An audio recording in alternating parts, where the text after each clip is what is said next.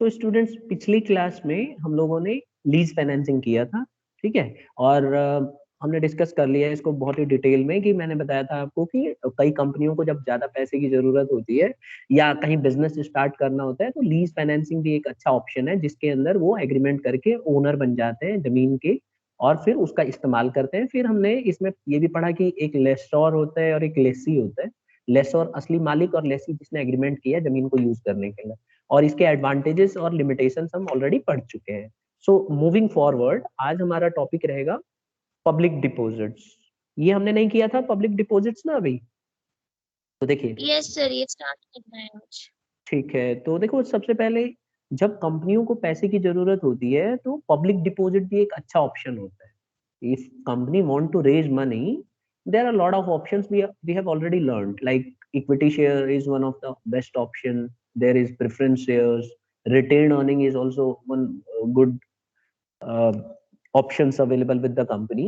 Likewise एक public deposits होता है, ये भी एक ऑप्शन होता है कंपनी में। अब क्या होता है पब्लिक डिपॉजिट्स?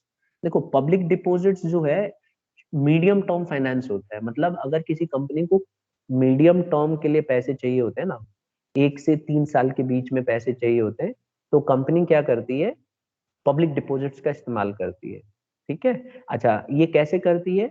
जनरली आप देखोगे बैंक से बात कर लेती है, बैंक से बोलती है कि देखो आपके कुछ खास कस्टमर्स हैं, तो उनको आप प्रमोट कीजिए कि वो पब्लिक डिपॉजिट्स खरीद लें।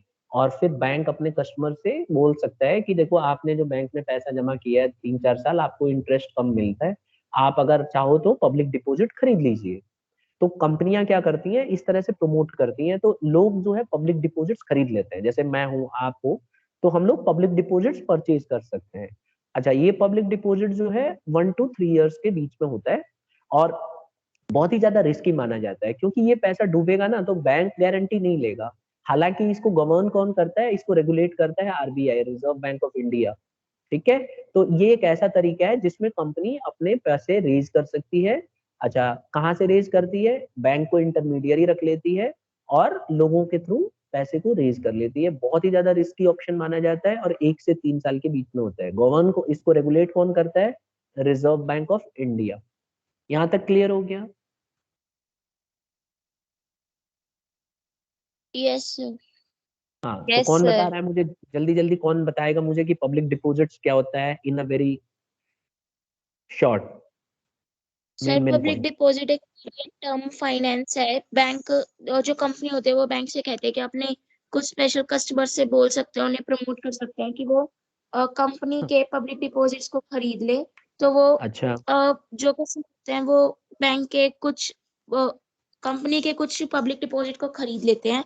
और ये बेसिकली 1 to 3 years के लिए होता है और it is regulated by RBI. पर ठीक है, इसके लिए वेरी बैंक रिस्पॉन्सिबल नहीं होता। सही है। मतलब ये पैसा डूबने का बहुत खतरनाक इसमें चांस है। अच्छा, आप लोगों का व्यू जानना चाहूंगा, आपको क्या लगता है इसमें इंटरेस्ट बैंक से ज्यादा होता होगा या कम? ज्यादा। सर ज्यादा। ज्यादा होता ज्यादा। होगा। ऑब्वियस सी बात है, अगर कम होगा तो लोग इंटरेस्ट ही नहीं लेंगे इसमें। अच्छा ये बताइए, नई नई नई नवेली कंपनी इसको खरीद सकती है क्या? आपको क्या लगता है, मतलब आपका मन क्या कहता है, नई कंपनी ज्यादा, नई कंपनी खरीदेगी या जो बहुत रेप्यूटेड कंपनी है वही खरीद सकती है? Sir sir reputed. रेप्यूटेड। क्योंकि नई वाली में कोई रिस्क क्यों लेगा? अब जैसे मान लो मैं हूँ, आप हो, अगर हमारे हमने बैंक में पैसा जमा किया हुआ है, हमारा बैंक मान के चलो कि बहुत खुश होके हमें 5% देता है इंटरेस्ट, ठीक है, हमने 3 साल के लिए, तो जनरली इससे ज्यादा मिलता नहीं है, वैसे भी बैंक ज्यादा देता नहीं है।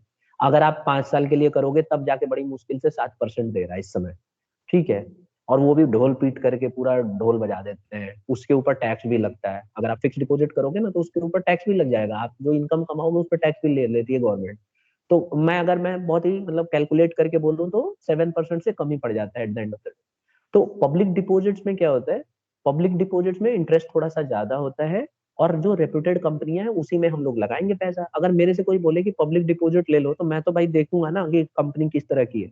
अब ऐरी गैरी कंपनी, कोई नई नई कंपनी खुली है तो उसमें क्यों पैसे लगाऊंगा? तो इसीलिए इसका एक डिसएडवांटेज भी है कि बहुत रेप्यूटेड कंपनियां ही इस पैसे को रेज कर पाती हैं, ठीक है। तो आइए हम कुछ इसके एडवांटेजेस पढ़ते हैं।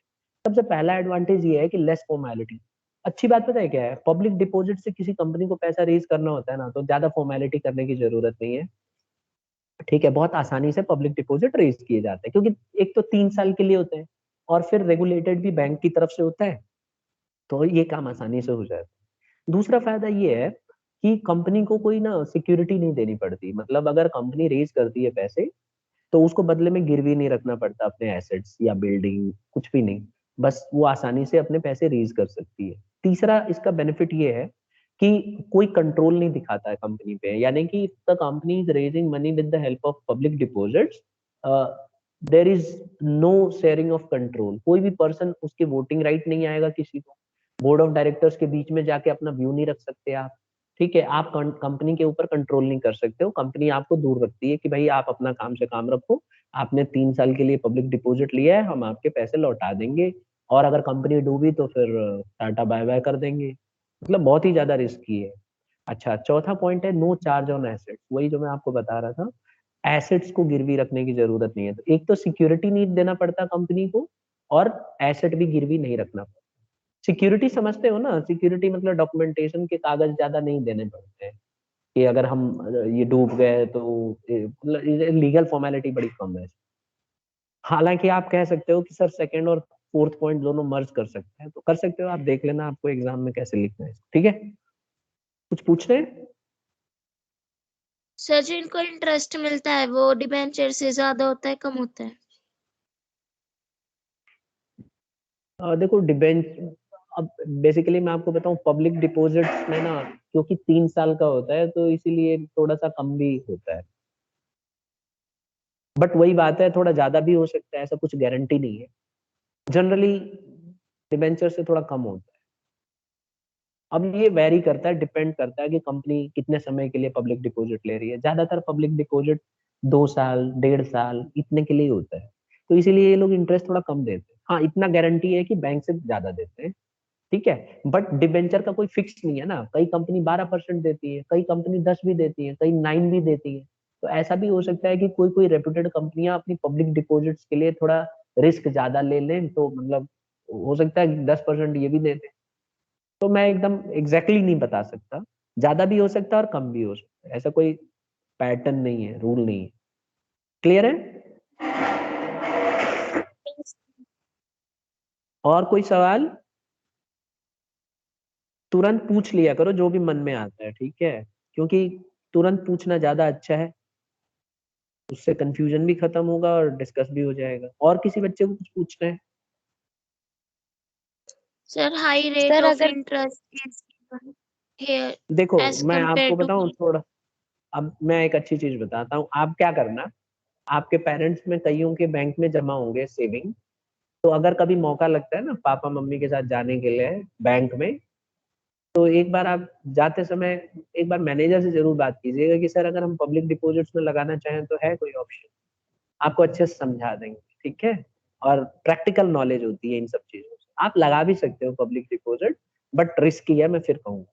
लेकिन एक बात है, अगर आपको एग्जैक्टली पता है कोई रेप्यूटेड कंपनी है और आपको पता है कि 1-2 साल में नहीं डूबेगी, तो आप rather than investing your money into bank, what you can do is you can purchase public deposits, although it is very risky, but you will get good rate of interest for this. Understood? yes sir. Without having lot of formalities. और एक चीज और बोलूंगा मैं, जो हमारा saving account में पैसा जमा होता है ना बेटा, बैंक वाले बहुत बदमाश रहते हैं, ज्यादातर पब्लिक डिपॉजिट बैंक ही खरीद लेते हैं, पता है आपको, मोस्टली। और बैंक खुद रिस्क लेता है, तो हमारे पैसे बैंक में जाते हैं, बैंक वाले हमारे पैसे को पब्लिक डिपॉजिट्स में लगा देते हैं। अब सबको पता है कि जितने लोगों ने सेविंग अकाउंट में पैसा जमा किया है, सब एक साथ तो मुंह उठा के जाएंगे नहीं पैसा मांगने के लिए, तो इसी का फायदा उठाता है बैंक, हमारे पैसे को पब्लिक डिपॉजिट में लगा देता है, और कुछ कुछ लोग जो पैसे निकालते हैं उनके पैसे वो देता रहता है, दोनों तरफ से कमाता है। तो पब्लिक डिपॉजिट से वो ज्यादा इंटरेस्ट लेता है, हमें बेचारा पकड़ा देता है 4.5% मुश्किल से, और बीच का जो मार्जिन है वो बैंक का हो जाता है, ठीक है।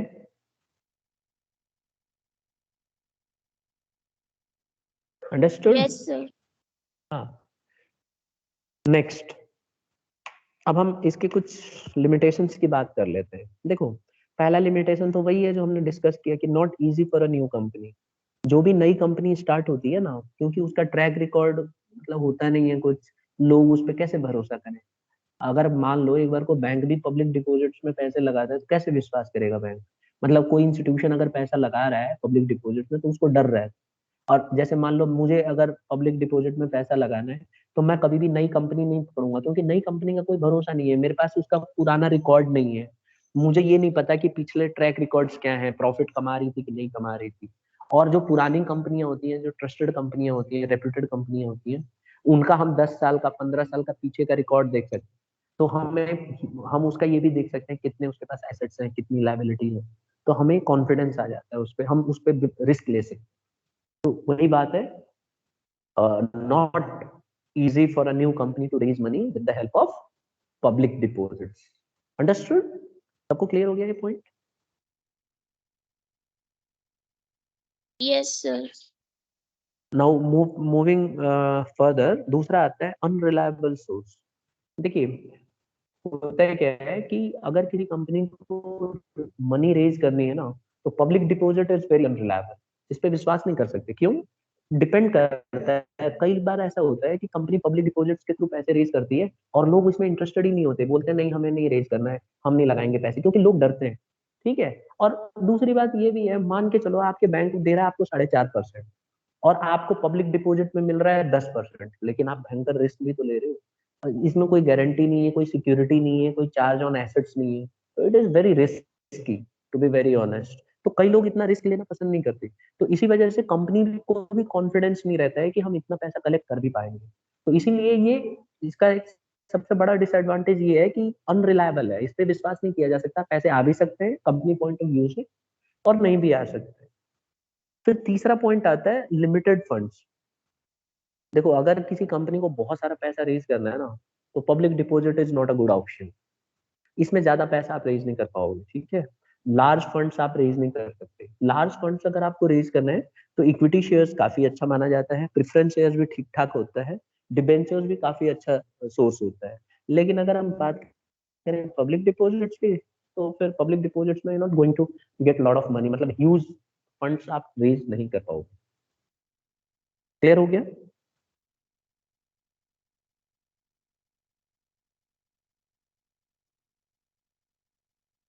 Yes, बोलो sir. हाँ या ना। ठीक है, तो हम आगे बढ़ जाते हैं। अब बड़ा इंटरेस्टिंग टॉपिक है कमर्शियल पेपर। मुझे लगता है शायद आपने इकोनॉमिक्स में कहीं ना कहीं आया होगा, पढ़ा है कमर्शियल पेपर? No, sir. चलो ठीक है, कभी ना कभी आएगा जरूर ये टॉपिक। देखिए कमर्शियल पेपर क्या होता है, गेस वर्क करते हैं, देखते हैं कौन बताता है, ट्राई करना है, गलत होगा तो गलत होने दो। क्या होता होगा कमर्शियल पेपर? सर जो बोलो। कंपनीज का फॉर्म वगैरह करने, मतलब सर जो कंपनीज के पेपर्स होते हैं। अच्छा ठीक है, तो आप कह रही हो कि कंपनी के पेपर को हम कमर्शियल पेपर कहते हैं। ठीक है। नहीं सर, तो क्या सिर्फ कंपनी कंपनी के अपने नहीं, मतलब, मतलब आप बोलते हो ना पेपर हाँ, वर्क कम होता है, सर वो पेपर। अच्छा अच्छा, गलत है, तुक्का गलत निकल गया। दूसरा कुछ हद तक ठीक भी है वैसे, मैं बताऊंगा तो आपको समझ में आएगा। और कोई बच्चा है किसी को पता है? चलिए कोई बात नहीं, अगर नहीं पता तो आपने पहले इसका लाइक अ वैसे भी पढ़ा प्रोमिसरी नहीं है ना। नोट। प्रोमिसरी नोट, हाँ ये तो ठीक बोल रही है, हाँ हाँ, ट्राई करो। उसी तरह का है, चलो मैं बता रहा हूँ। देखो लेकिन ये अनसिक्योर्ड होता है। ठीक है, अब तो स्क्रीन पे आ चुका है। देखो कमर्शियल पेपर क्या होता है, अनसिक्योर्ड प्रोमिसरी नोट होता है, issued to the public with a fixed maturity period ranging from 90 days to 1 year। ठीक है। देखो जब कंपनी को पैसे चाहिए होते हैं ना, किसी भी कंपनी को पैसे चाहिए होते हैं, तो उसके पास एक अच्छा ऑप्शन होता है कमर्शियल पेपर। ये जो है 90 डेज से लेके 1 साल के बीच में होता है। ठीक है। और इसको सिर्फ वही कंपनियां कर सकती हैं जो बहुत ही ज्यादा रेप्यूटेड, जो कंपनी नामी गिरामी होती हैं। जैसे इस समय इंडिया के अंदर नामी गिरामी कंपनियां जितनी भी हैं, वो बड़े आसानी से कमर्शियल पेपर को इशू कर सकती हैं। इसमें क्या होता है, ये एक अनसिक्योर्ड प्रोमिसरी नोट होता है और पब्लिक को दिया जाता है, और इसका मैच्योरिटी पीरियड फिक्स होती है। मतलब अगर मान लो अगर आप कमर्शियल पेपर इशू करते हो ना, तो उसमें पहले ही लिख दिया जाएगा कि भाई 180 दिन के लिए होगा, है ना, ऐसे लिखा जाता है उसमें। तो 180 दिन के बाद ही आपको मिलेगा, फिक्स है, इसकी डेट फिक्स होती है। पहली बात तो ये। अच्छा दूसरी बात, अगर आप देखोगे ना तो इसमें जो अमाउंट होता है उसमें थोड़ा सा डिफरेंट होता है। जैसे मैं आपको ऐसे बता देता हूँ कि जैसे अगर आपने 1 लाख रुपए लेने हैं ना, तो उसमें जो प्रोमिसरी नोट होगा यानी कि कमर्शियल पेपर होगा, उसमें आपसे सिर्फ 90,000 लिया जाएगा और आपको प्रॉमिस किया जाएगा कि 180 दिन के बाद हम आपको 1 लाख रुपए दे देंगे। तो आपने कितने का प्रॉमिसरी ये खरीदा कमर्शियल पेपर? सिर्फ 90,000 का। लेकिन मैच्योरिटी के दिन आपको कितना मिलेगा स्टूडेंट्स? 1 लाख। 1 लाख। तो 10,000 का एकदम सीधा फायदा हो जाएगा और 180 दिन में यानी कि हम कह सकते हैं 6 महीने में 10,000 का फायदा हो गया। तो अगर होता क्या है, कंपनी इसी तरह से कमर्शियल पेपर इशू करती है, ठीक है? और इसमें बैंक्स का इन्वॉल्वमेंट भी होता है। बैंक्स इसमें अपना पूरा इम्पोर्टेंट मतलब एक तरह से आप देखो बैंक का इन्वॉल्वमेंट होता है इसमें, आरबीआई का काफी कंट्रोल होता है, ठीक है? और बहुत सेफ माना जाता है, इसमें फ्रॉड होने का चांसेस बहुत कम होता है। इसमें फ्रॉड नहीं होता। इनफैक्ट मैं आपको कहूंगा एक ट्रेजरी बिल भी होती है, सुना होगा ट्रेजरी बिल। ट्रेजरी बिल और कमर्शियल पेपर ऑलमोस्ट एक जैसे ही होते हैं, बस फर्क ये है कि कमर्शियल पेपर प्राइवेट कंपनियां करती हैं, मतलब कंपनियां रेज करती हैं, और ट्रेजरी बिल हमारी गवर्नमेंट ऑफ इंडिया रेज करती है। बस यही दोनों में कॉमन है, मतलब अलग है। अदरवाइज सारी खूबियां एक ही जैसे हैं। और एक और चीज है, कमर्शियल पेपर ना बहुत ही हाईली ट्रांसफरेबल है। कमर्शियल पेपर अनसिक्योर्ड है, ठीक है, और हाईली ट्रांसफरेबल है। और जैसे कि मैंने आपको बताया, it is also regulated by RBI. और इसको कौन लेते हैं? Commercial bank, companies, mutual funds, ये सब लोग इस इंस्ट्रूमेंट को ज्यादा खरीदते हैं।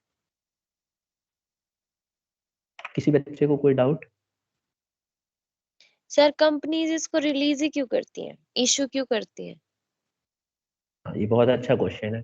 देखो, अब मान लो एक कंपनी है, ठीक है, उसको 180 दिन के लिए या 1 साल के लिए पैसे चाहिए, ठीक है, काफी पैसे चाहिए। तो वो क्या कर सकती है? सीधा कमर्शियल पेपर इशू कर सकती है आरबीआई से बात करके कि भाई देखो हमें 80 लाख रुपए चाहिए अभी, ठीक है, और 80 लाख रुपए चाहिए तो हम कमर्शियल पेपर इशू कर सकते हैं। तो वो लोग क्या करेंगे, आरबीआई से बात करके और सीधा 80 लाख रुपए के लिए कमर्शियल पेपर इशू कर सकते हैं। और ऐसा कर सकते हैं कि भाई एक कमर्शियल पेपर 1 लाख का होगा, मतलब मैं ऐसे बता रहा हूँ, क्योंकि कमर्शियल पेपर की जो डिनोमिनेशन होती है ना, वो 20,000 की सीरीज में होती है, 20,000, 40,000, 80,000 ऐसे, ठीक है। तो मान लो उसने इशू किया तो 20-20 हजार के कर दिए, तो मतलब ऐसे कर लेते हैं कि एक कमर्शियल पेपर 1 लाख का कर दिया तो 90,000 आपको देने पड़ेंगे, 90,000। और आपको जब वो कमर्शियल पेपर जो रिसीव मिलेगा ना, ये वाला जो प्रोमिसरी नोट देख रहे हो ना, ये एक इसमें, तो ये जो आपको एक मिलेगा, इसका मतलब इसमें लिखा होगा आपको 1 लाख रुपए मिलेंगे, जबकि आपने पे कितना किया होगा? सिर्फ 90,000। और टाइम लिखा होगा कि इस दिन आपको मिल जाएगा। तो जैसे ही वो दिन पूरा होगा, अगर मान लो मैंने 10 कमर्शियल पेपर ये खरीद रखा है कमर्शियल पेपर, तो मुझे 10 लाख रुपए मिलेंगे और मैंने पे कितना किया होगा बेटा? सिर्फ 9 लाख। तो मैंने 9 लाख पे किया होगा, क्योंकि 90,000 का एक कमर्शियल पेपर था। मैंने 10 कमर्शियल पेपर खरीद लिए, तो 9 लाख मैंने खरीदे, जबकि मेरे को जब 180 दिन पूरे हो जाएंगे तो जब मैं जाके जमा करूंगा तो मुझे 10 लाख रुपए मिल जाएंगे इमीडिएटली। तो इसीलिए कहा जाता है कि इसमें एडवांस इंटरेस्ट मिल जाता है, मतलब आपको एडवांस में पैसा मिल जाता है, आपको कम पे करना पड़ता है और बाद में आपको पूरा मिल जाता है। तो एडवांस इनकम हो गई कि नहीं? सर फिर इससे कंपनी को क्या फायदा? अब क्या बात कर रही हो? इतना पढ़ाने के बाद तुम ऐसा क्वेश्चन क्यों पूछ रही हो? नो कंपनी को सर, फायदा ही मतलब फायदा है। 80,000 कंपनी बेटा दे रहे हैं कंपनी तो वो 1 लाख खरीदना में। तो आप खुद सोचो ना, कंपनी हमसे ज्यादा कमाएगी ना। कंपनी कंपनी को इमीडिएटली पैसे की जरूरत है। अब कंपनी के पास 80 लाख रुपीज आ चुके हैं, अब उस 80 लाख से वो करोड़ों रुपए बनाएगी, उसमें से यस। कुछ हिस्सा हमें दे देगी, तो क्या नुकसान है कंपनी को? आप बताओ, कुछ नुकसान है? नो सर, फिर तो नहीं। बस यही है। पर अच्छा सर देखो, मैं एक और कमर्शियल एग्जांपल बताता हूँ थोड़ा। शेयर, हाँ तो फिर कमर्शियल पेपर ही हाँ, क्यों? शेयर से भी तो पैसे रेज कर सकती है। लेकिन आप ये क्यों भूल रही हो कि शेयर्स 1 साल के लिए नहीं रेज कर सकती हो आप? अगर मान लो आप इक्विटी शेयर रेज करती हो तो जिंदगी भर आपको डिविडेंड देना पड़ेगा। अब उसके यस मुकाबले sir. Commercial paper is a very good option. अच्छा, अगर आप प्रेफरेंस शेयर करती हो तो प्रेफरेंस शेयर्स में भी बेटा 1 साल से कम तो आप कर नहीं सकती। और मैंने कितने दिन की बात की? 180 दिन या 1 साल से कम। तो आपको नहीं लगता कि ये बेहतरीन ऑप्शन है? बहुत अच्छा ऑप्शन है। है ना? सर शॉर्ट टर्म लोन भी तो ले सकती है कंपनी इसकी जगह। हाँ ले सकती है, लेकिन शॉर्ट टर्म लोन लेगी तो पता है बैंक वाले कितने बदमाश रहते हैं। अगर कंपनी शॉर्ट टर्म लोन लेगी तो कंडीशंस इतने भयंकर भयंकर लगाते हैं वो। मान के चलो अगर वो शॉर्ट टर्म लोन ले लेती है तो कई बैंक तो ऐसे होते हैं, बोलते हैं हमारा एक डायरेक्टर रहेगा नॉमिनी। अब लो, नॉमिनी डायरेक्टर रहेगा तो दिमाग खराब कर देगा। शायद मैंने एक नॉमिनी डायरेक्टर का बनाया भी था, रुको देख रहा हूँ एक बार, स्लाइड में मैंने डाला हुआ यस। है, एक बार चेक, कहीं ना कहीं आएगा। आया था क्या कल की क्लास में? नहीं, अंदर आएगा, कल यहाँ की आएगा, में देखो ये बैंक वाला ये मैंने सिर्फ डिस्कस किया था, मैंने लोन में डाला हुआ यस। है जो आपने पूछा ना क्वेश्चन। एक बार चेक कर रहा हूँ स्लाइड में, देखो 100% कहीं ना कहीं मैंने डाला हुआ, मुझे याद है। कहाँ गया? नॉमिनी डायरेक्टर मिल जा, देख रहा हूँ, ये रहा, देखो ये देखो, ये आएगा। अभी ये जो रेड वाला देख रहे हो ना बैंकर का बैठा हुआ, पता है कौन है ये? Nominee nominee direct. डायरेक्टर। देख रहे हो, खतरे का निशान है, लाल टोपी पहन के बैठा है। प्रधानमंत्री ने बोला था ना परसों, लाल टोपी वालों से सावधान रहो। ये देखो लाल टोपी पहन के बैठा। अब ये नॉमिनी डायरेक्टर है, सब जने मीटिंग डिस्कस कर रहे हैं बैठ के, और ये आराम से सुन रहे हैं, हाँ भाई कंपनी क्या करने वाली है, क्या डिसीजन ले रही है। जाके चुपचाप बैंक को बता देगा कि भाई ये तो बात कर रहे थे कि और जमीन खरीदनी है और इन्वेस्ट करेंगे, ग्रो करना है इनको अपनी बिजनेस, और तुम लोगों ने लोन दे रखा है। बैंक वाले पहुंच जाएंगे, बोलेंगे एक मिनट रुको जरा, अभी कोई परचेज नहीं करेगा बिल्डिंग बिल्डिंग, रुक जाओ, अभी पहले हमारे लोन चुकाओ। तो इस तरह के बीच बीच में अड़ंगा लगाएंगे। तो आपको लगता है कंपनी को पसंद आएगा ये सब चीज? बोलो। No sir. हाँ, तो अब आ गया ना समझ में कि कंपनी क्यों नहीं खरीदना चाहेगी। इक्विटी और प्रेफरेंस, अगर कम समय के लिए कमर्शियल पेपर मिल रहा है और 80 लाख लेके आप इमीडिएटली ज्यादा कमाने का ऑप्शन है आपके पास, तो उसी में से कुछ दे दो, लोग भी खुश हो जाएंगे और आपका भी काम बन जाएगा। तो कमर्शियल पेपर अच्छा ऑप्शन है अगर, और पता है ये बहुत सेफ भी माना जाता है, बहुत सेफ माना जाता है जनरली, क्योंकि इसको रेगुलेट कौन कर रहा है? आरबीआई कर रही है। और आरबीआई मतलब एक ट्रस्ट, ट्रस्ट कर सकते हैं हम इसमें, ठीक है। अगर हमारी किस्मत फूटी नहीं होगी तो नुकसान नहीं होगा इसमें, ठीक है। Yes sir. हाँ, आगे बढ़े। Yes sir. यस। ठीक है, अब देखो मेरिट्स, इसके एडवांटेजेस पढ़ लेते हैं। देखो सबसे पहला मेरिट है नो रेस्ट्रिक्टिव कंडीशंस, जो कि मैंने अभी डिस्कस कर लिया इनडायरेक्टली। मैंने बोला ना कि इसमें कोई कंडीशन वंडीशन तो होती ही नहीं है। अगर किसी कंपनी ने कमर्शियल पेपर रेज किया है तो आप कोई कंडीशन नहीं लगाओगे, मतलब आप ये नहीं बोलोगे कि मैं नॉमिनी डायरेक्टर बनवाऊंगा अपना आदमी, मैं भी इसमें वोटिंग करूंगा, मैं आपको डिसीजन लेने से पहले मेरे को बताना पड़ेगा, ऐसा कोई रेस्ट्रिक्शन नहीं है। तो इसीलिए कंपनी कोशिश करती है थोड़ा ज्यादा पैसा देना पड़ जाए, कमर्शियल पेपर ज्यादा अच्छा ऑप्शन होता है। कई कंपनियां इसको इस्तेमाल करती हैं, बट दिक्कत क्या होती है कि जो कंपनी बहुत ही रेप्यूटेड है वही कर सकती है, सबके बस की नहीं है करना। तो आई होप क्लियर हो गया होगा पॉइंट, नो रिस्ट्रिक्शंस, ठीक है। Yes sir. अगली स्लाइड पे चलते हैं। अगली स्लाइड है high liquidity, commercial papers are freely transferable. देखो सबसे अच्छा चीज मुझे क्या लगता है ना कमर्शियल पेपर, कि बहुत ही जल्दी से इसको हम ट्रांसफर कर सकते हैं। जैसे मान लीजिए आपने कमर्शियल पेपर खरीद लिया किसी कंपनी का, ठीक है, और कमर्शियल पेपर आपने 10 खरीदे और 90,000 दिया था, और कमर्शियल पेपर पे कितना लिखा रहेगा बेटा? एक कमर्शियल पेपर 90 वाला कितने का था? 1 लाख का था।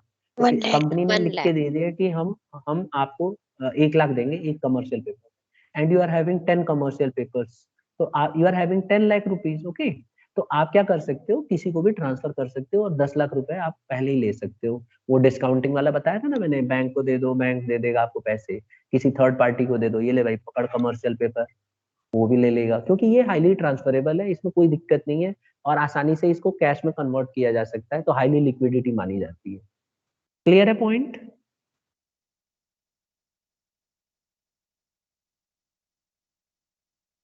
स्टूडेंट्स, यस हाँ हाँ बोला करो, ठीक है।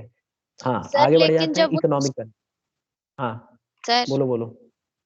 हाँ, सर वो जो दूसरे पर्सन को ट्रांसफर करेगा तो सर वो 1 लाख रुपीज लेगा उससे।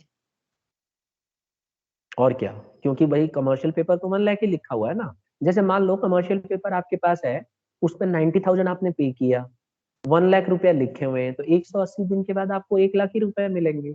तो जब आप किसी सामने वाली पार्टी को दोगी तो आप तो 1 लाख लेके ही बोलोगी ना कि भाई 1 लाख मिलेगा तुझे 180 दिन के बाद, तो मुझे 1 लाख एडवांस में दे दे। वो दे भी देगा।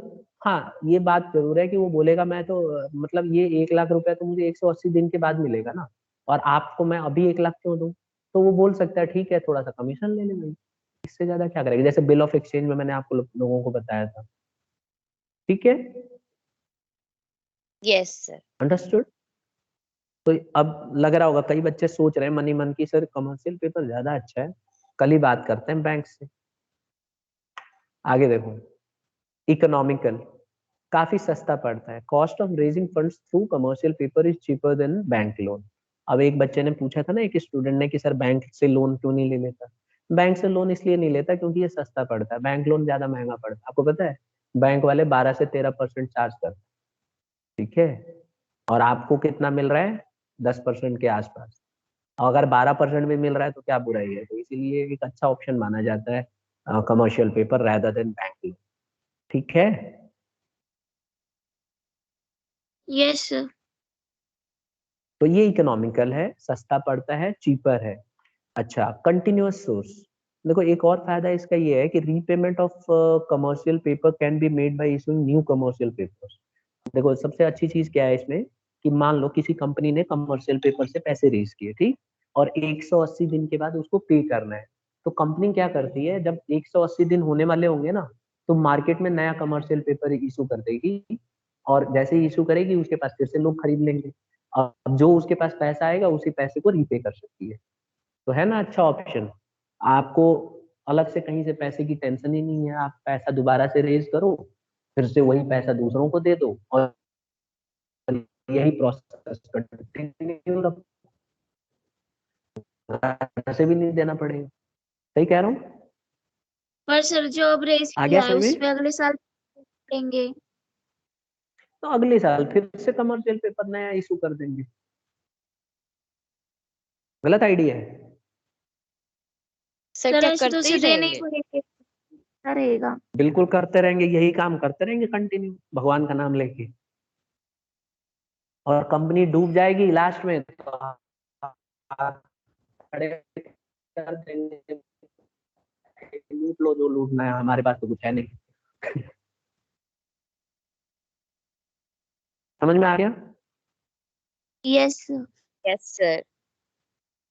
तो इसीलिए बेटा बहुत सतर्क रहना पड़ता है कि कंपनी कैसी है। मान लो रेप्यूटेड कंपनी नहीं है, मान लो झोला छाप कंपनी है, सपोज करो 11th ई के जितने अपनी क्लास में बच्चे हैं, आप सब लोग 12th पास करके और 18 साल के जब हो जाओगे, तो मेरे साथ एग्रीमेंट करके हमने एक कंपनी बना ली, ठीक है, और हम क्या कर रहे हैं, कमर्शियल पेपर इशू कर रहे हैं मार्केट में, लोगों से पैसे लेके, और फिर ऐसे ही बिजनेस शुरू कर देते हैं, और फिर दूसरी बार फिर जब उनको पे करना है नए फिर से कमर्शियल पेपर इशू कर देते हैं, फिर नए कर देते हैं, तो हमारे जेब से तो कुछ भी नहीं जा रहा, एक हाथ दे दूसरे हाथ ले, ऐसे हो जाएगा सीन। तो क्या हमें कोई पैसा कमर्शियल पेपर के थ्रू देगा?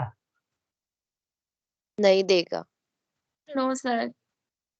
ये पहले ही नेगेटिव बात करेंगी, क्यों नहीं देगा? अब हम लोग बैठे हैं वहां पे लेंगे हम कहीं ना कहीं से उनको। सर आप ऐसे सोचोगे तो रेप्यूटेड फिर स्टार्ट, कंपनी होगी। अरे इतने विद्वान बच्चे बैठे हैं हमारी क्लास में, रेप्यूटेड ही तो है, नुकसान तो नहीं करने दोगे ना तुम लोग? No sir. सर आपने बोला हाँ ना तो कि बस। नई कंपनी है। अरे सर ठीक है, आप मैं भी तो समझ गया, मतलब वो हमारे कॉन्फिडेंस साथ तो कंपनी में। मैं भी तो हूँ बेटा, नुकसान थोड़ी ना होने देंगे हम।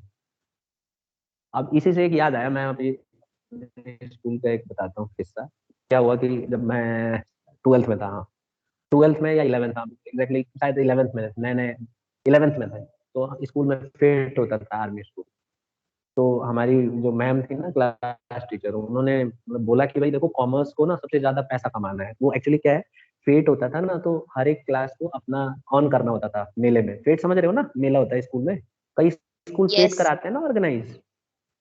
तो यस सर। हमारा स्कूल ऑर्गेनाइज करा था, तो फेट हुआ बहुत तगड़ा वाला, ठीक है। तो उसमें फेट में क्या होता है कि मैनेजमेंट जैसे बात कर लेता है छोले भटूरे वाले से, और सब लोग आते हैं, और आसपास के सब मतलब दूसरे स्कूल के बच्चे आते हैं, मतलब हमने डिस्ट्रीब्यूट कर दिया। तो मैम ने बोला कि ठीक है, कॉमर्स वाले बच्चों की नहीं है, सबसे ज्यादा हमें कमा के देना है, क्रिएटिव आइडियाज बताओ क्या क्या होगी। तो वही बात है, बॉयज की तो चलती नहीं थी। गर्ल्स ने बोला है कि मैम हम लोग ना टॉफी वॉफी बना के देंगे और अच्छा मतलब मार्जिन अच्छा रहेगा, कमाई अच्छी होगी। मैम भी एग्री हो गई। बॉयज ने सजेशन दिया कि मैम हम लोग ना ये जैसे जुए का नहीं होता, ये क्या बोलते हैं उसको, ऐसे मतलब बोल दिया कि भाई पैसे लगाने होते हैं उसमें बना देते हैं। देखा होगा आपने जुआ वाला जो होता है, 1 2 3 4 ऐसे रखते हैं और वो फेंकते हैं, जो जीत जाएगा पैसा डबल होके बना के देते हैं। तो बॉयज ने बोला कि मैम हम ये वाला कर लेते हैं। फिर अल्टीमेटली हम हमारे कोई वैल्यू नहीं थी बॉयज की। मैम ने बोला गर्ल्स सही कह रही हैं, चॉकलेट बनाना है हैंडमेड और इसको खिलाना है, क्योंकि बच्चे बहुत आएंगे मेले में तो कमाई बढ़िया होगी। ठीक है। और साइंस वालों ने वो जुआ वाला सही रख लिया, उन्होंने मतलब बोल दिया कि भाई वैसे बना दिया उन्होंने कि पैसे 10 10 रुपए लगाओ। अब 10 जने जब लगा देते थे 10 10 रुपए 10 खानों में, तो वो फेंक देते थे।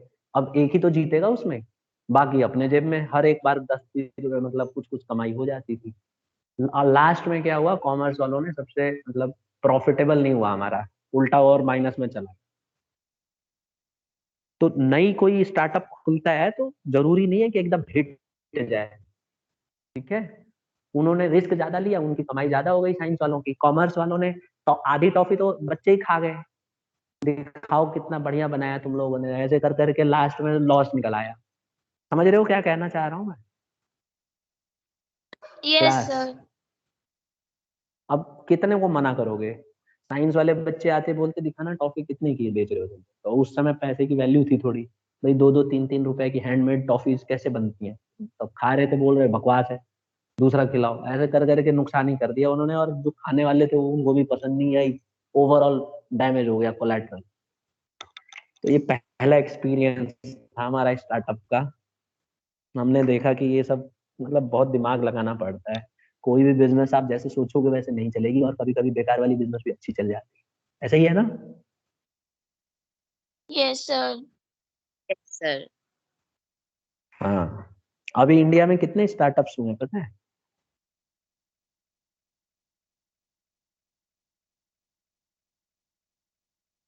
नहीं, सर एक दिन मैंने बताया था 51,000। क्या 51,000? मैंने कुछ सर बिलियंस वो में हुआ है। अच्छा, यस सर। भूल गई आप लोग, क्लास में मैंने उस दिन बताया था ना बेटा, 36 बिलियन के आसपास इन्वेस्ट हुआ है। और ये डेटा मतलब बढ़ता ही जा रहा है। ठीक है। 36 बिलियन का नए स्टार्टअप्स में पैसे लगे, तो इंडिया काफी अच्छा करने वाला है। ठीक है। हम कोई कोई भी आइडिया आप लेके आ सकते हो और फिर बिजनेस स्टार्ट कर सकते हो। उसके लिए आपको भी पता है बहुत सारा पैसा चाहिए होता है। अभी अभी आपने देखा होगा दिल्ली गवर्नमेंट ने, जो हमारे दिल्ली में जो यस स्टूडेंट्स हैं सरकारी स्कूल में, इनके लिए देखा था किसने प्रोग्राम, वो स्टार्टअप्स वाला। यस सर, मैंने आपके बिजनेस देखा है। बच्चों की, ब्लास्टर। दो हाँ बिजनेस, क्या नाम क्या बता रही हो, सही बता रही हो, कौन बता रहा था? Business blasters. ब्लास्टर। हाँ बिजनेस ब्लास्टर्स। कब आता है बेटा ये प्रोग्राम, आता है क्या टीवी पे? सैटरडे को आता है। हाँ तो मैं चाहूंगा कि आप लोग एक बार बैठ के ना टाइम निकाल के इसको जरूर देखें। ठीक है।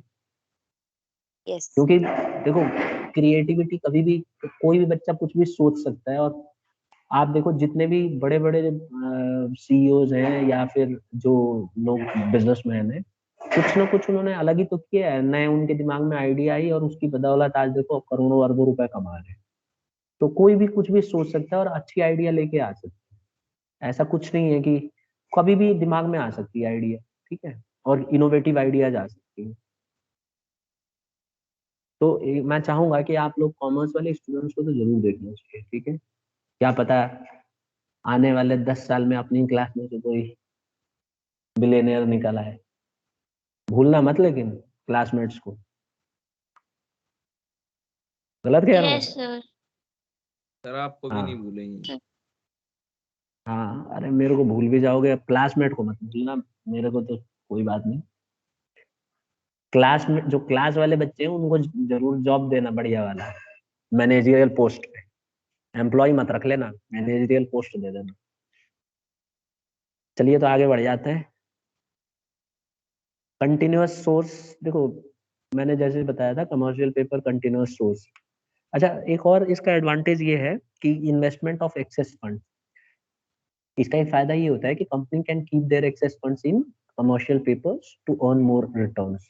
तो ऐसा है ना कि कमर्शियल पेपर के थ्रू जो पैसा आता है कंपनी अपने पास रख सकती है, क्योंकि ये लौटाना नहीं होता जरूर। आप जैसे सपोज करो आपने 80 लाख रुपए रेज किए, आपको 80 लाख की जगह थोड़ा ज्यादा देना है, तो आप जो प्रॉफिट कमाओगे उस प्रॉफिट को तो आप अपने लिए यूज ही कर सकते हो ना। ऐसा नहीं है कि आपके ऊपर कोई बर्डन है कि फालतू पैसा लौटाओ। आपने कमर्शियल पेपर में जितना प्रॉमिस किया था उतना ही देना होता है। जैसे आपने प्रॉमिस किया था कि 90,000 का जो खरीद रहा है एक कमर्शियल पेपर, हम उसको 1 लाख देंगे, तो आप 1 लाख से ज्यादा आपको देना नहीं पड़ेगा, आप 1 लाख दो। और अगर आपका पैसा ज्यादा अर्न कर रहे हो तो it it will be for you, you can invest anywhere. तो यही बात बताई गई है इस पॉइंट में कि जो इन्वेस्टमेंट है एक्सेस फंड्स का किया जा सकता है इसमें। ठीक है, तो ये हमारे पास 5 एडवांटेजेस हैं जो कि कमर्शियल पेपर के एडवांटेज। किसी बच्चे को इनमें से कोई पूछना है, कोई भी पॉइंट?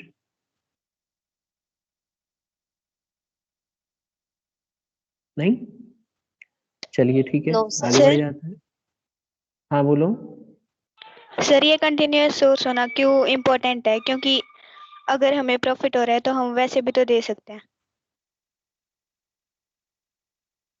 नहीं मतलब देखो, इम्पोर्टेंट इसलिए है कि आप ना मतलब रेस्ट्रिक्शन नहीं है आपके ऊपर। आपने एक बार रेज किया पैसा, ठीक है, अगली बार उनको पे करना है तो आप दोबारा नया फिर से रेज कर सकती हो। ऐसा नहीं है कि आप अपने लाइफ में एक ही बार करोगे। आप एक बार आपने कमर्शियल पेपर रेज कर दिया, फिर जरूरत पड़ गई दोबारा कर सकती हो, फिर जरूरत पड़ गई दोबारा कर सकती हो। तो इसीलिए ये फायदा है, ठीक है ना। मतलब इसमें रेस्ट्रिक्शन नहीं है, तो आपको कोई टेंशन लेने की जरूरत नहीं है। आप जितनी मन मतलब कमर्शियल पेपर आप कई बार कर सकते हो रेज। ये फायदा है इसका, आपको नहीं लगता ये फायदा है, एडवांटेज है? सर वो तो हमारे ऊपर डिपेंड करता है ना, हम कर भी सकते वो हैं, नहीं बात तो भी कर ठीक है। सकते। चलो तो मैं एक और एग्जांपल देता हूँ, जैसे डिबेंचर्स है। तो डिबेंचर जैसे लोन है, अब लोन में भी ना इंडियन गवर्नमेंट ने रूल बनाया हुआ है कि जो कंपनी के अंदर पैसा लगा रहेगा उसका इतना परसेंट ही आप लोन के थ्रू रख सकते हो। तो अगर आप सारे पैसे सोचोगे कि लोन ले लेके भरते रहूं, तो आप नहीं ले सकते, गवर्नमेंट मना कर देगी, रेस्ट्रिक्शन। तो उस हिसाब से कमर्शियल पेपर ठीक है कि नहीं? Yes sir. हाँ। और कंटिन्यूअस सोर्स यहाँ पे इसका मतलब ये है कि आपको रीपे करने के लिए आप दोबारा से कमर्शियल पेपर ले सकते हो। इट इज वेरी गुड, अच्छा चीज है ये। ठीक है, अब हम आ जाते हैं इसके कुछ नुकसान पे। अब जरूरी थोड़ी ना कि कमर्शियल पेपर हर चीज में एकदम परफेक्ट होगा। देखो इसके कुछ नुकसान भी है, कुछ क्या बहुत भयंकर नुकसान है। पहला नुकसान ये है कि ये सिर्फ वही कंपनियां कर सकती हैं जिनका नाम बहुत, जैसे मान लो रिलायंस है, अब रिलायंस का नाम काफी हो चुका है, तो बहुत ही नामी गिनामी कंपनियां ही कर सकती हैं। अगर कोई एवरेज कंपनी होगी तो उसको पैसा कोई लगाएगा ही नहीं उसके में पैसा, number one. Number two, limited funds can be raised. देखो यहाँ पे क्या है, आप ऐसा नहीं है कि कमर्शियल पेपर में अरबों खरबों रुपए रेज कर लोगे। कमर्शियल पेपर में भी लिमिट है कि आप देखो नंबर ऑफ टाइम्स आप बढ़ा सकते हो लेकिन बहुत ज्यादा पैसा रेज नहीं कर सकते हो। तो इसमें भी लिमिटेड फंड्स होते हैं कि आपके बिजनेस में कितना पैसा लगा हुआ है, आपकी कंपनी कितनी बड़ी है, कितना इक्विटी है, कितना प्रेफरेंस है, कितना डिबेंचर्स है, उसी हिसाब से आपको कमर्शियल पेपर की लिमिट तय होती है। तो आप अगर सोचो कि सारा पैसा कमर्शियल पेपर से ही कर लूं तो ऐसा नहीं कर पाओगे। और लास्ट पॉइंट है impersonal financing, extension of maturity period is not possible. अब अगर आपने जैसे आपने शुरू में बोला कि मैं 180 दिन के अंदर ये आपके कमर्शियल पेपर लौटा दूंगा, तो आप 181 दिन नहीं कर सकते हो, आपको पैसा टाइम पे ही लौटाना पड़ेगा। समझ गए? इसको हम बढ़ा नहीं सकते। Is it clear? Yes sir. Students, और बिल ऑफ एक्सचेंज में याद यस। है मैंने बताया था आपको, बिल ऑफ एक्सचेंज में हम उसको बढ़ा सकते हैं। चलो एक अच्छा क्वेश्चन पूछता हूँ, देखता हूँ कौन सही बता रहा है। मान लो मैंने एक चेक दिया अपने फ्रेंड को, ठीक है, बिजनेस हम कर रहे हैं, मैंने उसको 10 लाख का चेक दिया और मैंने लिख दिया उसमें, मैंने उसको बोला ये ले चेक, ठीक, और उस पर डेट डाल दी 90 डेज की, यानी कि 3 महीने के बाद की डेट डाली है। मेरी बात समझ गया ना? क्योंकि मैंने उसको बोला 3 महीने के बाद ही तू इसको विड्रॉ करना। अब 3 महीने पूरे हो गए, मैंने अपने दोस्त को फोन किया, मैंने कहा यार एक काम कर, अब मैं ना मतलब मेरे पास बैंक में अभी पैसे नहीं है, तू 1 महीना और रुक जा। तो अगर वो मान लो नहीं रुकता है, वो कहता है मैं नहीं रुकूंगा, मैं जा रहा हूँ पैसा जमा करने, बल्कि मैं तो कल जाने वाला था, आज ही जा, आज ही जाके जमा करता हूँ, तेरा चेक बाउंस हो जाएगा, रो मर जा। तो क्या मैं मेरे ऊपर मुझे सजा होगी 2 साल की? क्योंकि मैंने बताया था ना आपको, अगर चेक कोई बाउंस कर देता है तो 2 साल की सजा है। 2 साल जेल, या फिर जो चेक का अमाउंट है उसका डबल, या फिर दोनों। बताइए। Yes sir. होगी सर। मतलब सब जने जेल ही पहुंचवाओगे? होगी ना? सर आपने आंसर है बताया था आपने दो, अब नहीं होगी। क्या? मैंने क्या कहा था? अब नहीं होगी? सर आपने किसी उसको स्टूडेंट बोला ने ना तो कि पूछा। एक, हाँ हाँ, मैंने उसको मना कर दिया। मैंने बोला यार, रिक्वेस्ट किया मैंने उससे, वो कह रहा है मैं नहीं मानूंगा। तो क्या मैं, मेरे पास लीगली मैं मतलब मेरे को जेल में भिजवा सकता है वो? आंसर है नहीं क्या? आंसर है, हाँ। आंसर है यस। भिजवा बिल्कुल। भिजवा सकता है। सकते। क्यों? हाँ, भिजवा सकता है, और क्या। वो तो जाके चुपचाप छलांग लगा के जाके बैंक में जमा कर देगा। फिर नोटिस आएगी, मेरे को बुलाया जाएगा, हाँ भाई आपका चेक बाउंस हो गया है। मैं बोलूंगा सर मैंने तो उसको फोन करके बोला था मत जमा कर, माना नहीं वो, कल जाने वाला था आज ही भाग के चला गया, अब मेरी क्या गलती है? तो ऐसे में कोर्ट बोलेगी भाई आप ही की गलती है, आपने चेक क्यों दिया उसको? ठीक है, ये तो आप ही की गलती है। तो चेक भी लीगल डॉक्यूमेंट है, वैसे ही कमर्शियल पेपर होता है। तो चेक को मैं एक्सटेंड, चेक को भी नहीं करा सकता। हाँ, हम आपस में बात करके कर सकते हैं, लेकिन इस पे प्रोविजन है बेटा, चेक पे भी। ठीक है, तो ऐसे वैसे चेक मत दे देना किसी को, अगर वो चाहे तो तबाही मचा सकता है।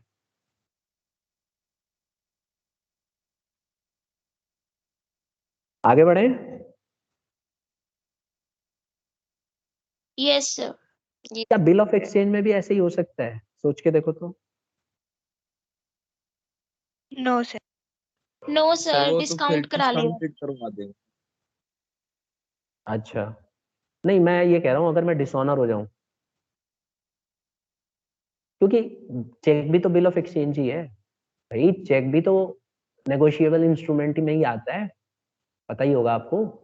Check is also a negotiable instrument. इसी तरह सर से अगर आपके कमर्शियल। बैंक में हाँ, सर अगर आपके बैंक में पैसे नहीं होंगे और जो कस्टमर है वो पहले ही निकाल के ले गया, तो बैंक वाले उसके अकाउंट से पैसे काट लेंगे। नहीं अगर मेरे बैंक में पहले ही पैसे नहीं है तो मेरा कस्टमर कैसे निकाल के ले जाएगा? ये बात नहीं समझ में आई मुझे। डिस्काउंटिंग करवा लेगा ना वो। तो अच्छा अच्छा, ये कह रही हो क्या? हाँ, देखो जैसे मान लो मैंने किसी को बिल ऑफ एक्सचेंज दिया, उसने ले जाके डिस्काउंटिंग करा ली, तो डिस्काउंटिंग कराने का उसके पास राइट है, वो तो करा ही सकता है। फिर जिस बैंक से उसने डिस्काउंटिंग कराया होगा, जब मैं वो बैंक मेरे से मांगेगा पैसे, तो मैं बोल दूंगा मेरे को नहीं देना है, जो करना करो। अब वो बैंक क्या करेगा? अपने कस्टमर से बात करेगा, उसको बोलेगा जो आपने बिल ऑफ एक्सचेंज दिया था सो एंड सो पार्टी का, वो तो मना कर रहे हैं, मैंने उनसे बात की तो धमकी दे रहे हैं, उल्टा कह रहे हैं कि जाके बोल दो जो करना है कर ले रहा हूँ। तो फिर वो कहेगा अच्छा ठीक है मैं देखता हूँ। फिर वो क्या करेगा? 3 दिन का ग्रेस पीरियड मान के चल रहे हैं कि मिल चुका है। फिर वो क्या करेगा? नोटरी के पास जाएगा जिसने वो रजिस्टर्ड किया था, और उसको जाके बोलेगा नोटिस दो। फिर नोटिस आएगी मेरे पास, और उसके बाद फिर वही प्रक्रिया शुरू होगी, सजा होगी, जेल जाना पड़ेगा, वहां की रोटी खाना पड़ेगा। सर वो माइनस में ले जाएंगे ना, करंट अकाउंट होगा आपके पास। कौन? बैंक वाले? नहीं ना बैंक। ना ना ना यस ना सर। ना, नहीं नहीं बेटा, बैंक वाले माइनस में क्यों ले जाएंगे? बैंक वाले कम, हम बिल ऑफ एक्सचेंज की बात कर रहे हैं। बैंक वाले तो मैंने जब मना कर दूंगा ना मैं, तो बैंक वाले क्या करेंगे? जिस आदमी से उन्होंने डिस्काउंटिंग द बिल किया था उसके पैसे में से उड़ा देंगे, और उसको इन्फॉर्म कर देंगे कि आपका बिल ऑफ एक्सचेंज डिसऑनर हो गया, अब निपट लो, अब जो करना है करो। फिर जिस पार्टी को मैंने बिल ऑफ एक्सचेंज दिया होगा वो मेरे को नोटिस भिजवाएगा। ठीक है, और उसके बाद फिर जो लीगल केस है वो चलेगी। ठीक।